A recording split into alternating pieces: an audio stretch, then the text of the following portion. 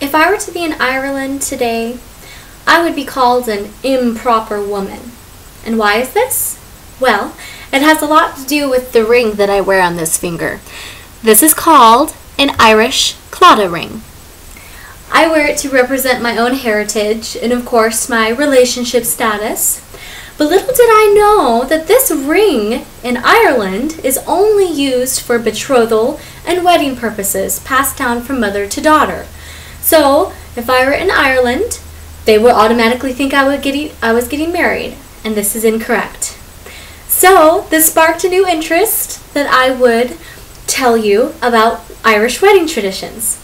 Today, I will tell you about these traditions by first telling you about the traditional Irish feast, by second telling you about the traditional Irish set dance, also known as the céilí, and finally telling you about the month of honey, which was derived from the word that we would know today as honeymoon.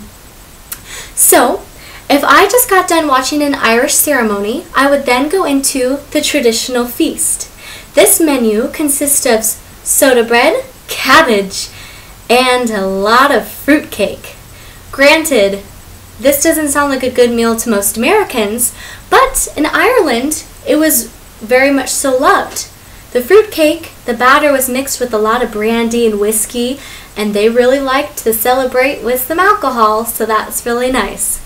So right after that celebration of food, the Irish would then move into dancing. If any of you know who Michael Flatley, Lord of the Dance is, then you should know that he is the Irishman that brought the céilí to America. The céilí is the traditional dance that consists of songs along with movements that represent the ancestral home of the bride and the groom. Before they performed them, they would tell the audience about the songs, and then they would give a showing of each dance, and it was a lot of fun. After this, when everyone was home, the newlyweds would then go to their honeymoon. The month of honey, also known as the honeymoon, came from an old folk tale. People would say that if the newlyweds would drink fermented honey for a full moon's time, which is 1 month, then they would be endowed with virility and fertility. So, they did this in hopes to have a lot of children in their future and a very strong and mature marriage.